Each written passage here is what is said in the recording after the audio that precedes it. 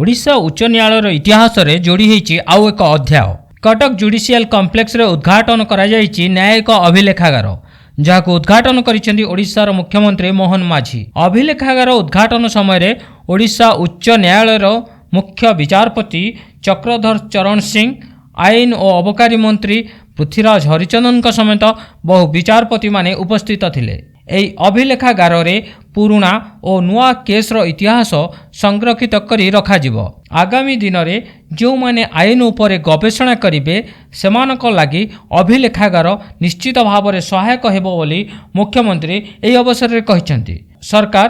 कटक, बालेश्वर और केन्दुझर को नहीं आईन क्षेत्र में जो कार्यक्रम करबा पई योजना रखिसेंती ताहा निश्चित भाव में सफल हेबो बोली मुख्यमंत्री तांका वक्तव्य माध्यम रे कहिसेंती। मानवर ओडिशा उच्च न्यायालय न्यायिक अभिलेखागार केन्द्र उद्घाटन आज करा जायछि एवं यह निश्चित भाव में आम ओडिशा पई एक यथा समय गुरुत्वपूर्ण पदक्षेप बोली निश्चित भाव में विशेष करके ये आमर विशेष करके समस्त को ये बाबद ज्ञान प्राप्त होगापाई एवं विशेष करके आईनगत इतिहास, ऐतिहासिक मामला एवं अमूल्य उदाहरण ये अभिलेखागार एक भंडार सदृश ये हम एवं न्यायपालिकार प्रगतिशील दृष्टिकोण यही केन्द्र यह निश्चित भाव में न्याय प्रशासन ठारू आगु को जाए इतिहास, संस्कृति और शिक्षार परिसर को यह निश्चित भाव में व्यापक भाव में भूमिका नब। न्यायिक दस्तावेज, रेकर्ड और कलाकृतिर संरक्षण होउछि सेंटर फॉर जुडिशियल आर्काइव्स एक महत्वपूर्ण पदक्षेप एवं यह दीर्घ 200 वर्षर अधिक समय जो विभिन्न प्रकार रेकर्ड्स विचारपति मानकर न्यायपूर्ण भाव में जो न्याय प्रदान कर रेकर्ड्स एवं ताहा सहित अनेक गुरुत्वपूर्ण जो दस्तावेज ताहा ये अभिलेखागार हवा द्वारा से संरक्षित रखा एवं ताकू आज जेभली भाव में ये स्थापित कराई अति गुरुत्वपूर्ण और आगामी दिन में जो मैंने आईन गवेषक हिसाब से काम करेंगे,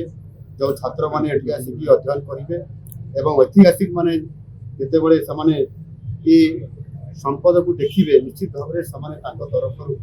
एक रुधिमंत करने एवं आमर संपत्ति को सुरक्षित रखार ये जो आज काम होता निश्चित भाव में विशेष करके कहवा कथा हूँ आज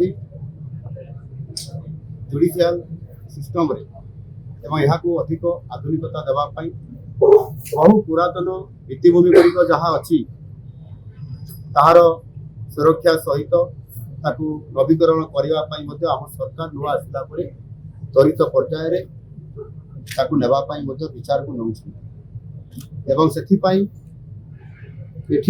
जहाँ भी समस्या अच्छी ताकू एवं विभिन्न जिले में जो नुआ नुआ कोर्ट जिला कोर्ट गुड़िक पुनर्बार नुआ ताहार जगह सहित लैंड सहित नुआ कोर्ट प्रतिष्ठा करने पदक्षेप आम सरकार नापी आरंभ कर विशेष करके बालेश्वर जिला, कटक जिलार एवं केन्दुझर जिलार से जमी एडवांस पोजिशन आमर अनुमोदन हो जाइए सरकार द्वारा एवं से आम त्वरित पर्यायर आर्थिक व्यवस्था करले काम आरंभ हो एवं आम सरकार समय आम विचार विभाग को आहरी अधिक क्रियाशील करने अधिक विचार केमती तार समाधान हो पार से अतिरिक्त 14टी जिला न्यायालय, 5टी विजिलेंस कोर्ट, 2टी फैमिली कोर्ट, 7टी ग्राम न्यायालय को अनुमोदन आम सरकार कर सारी आगामी दिन में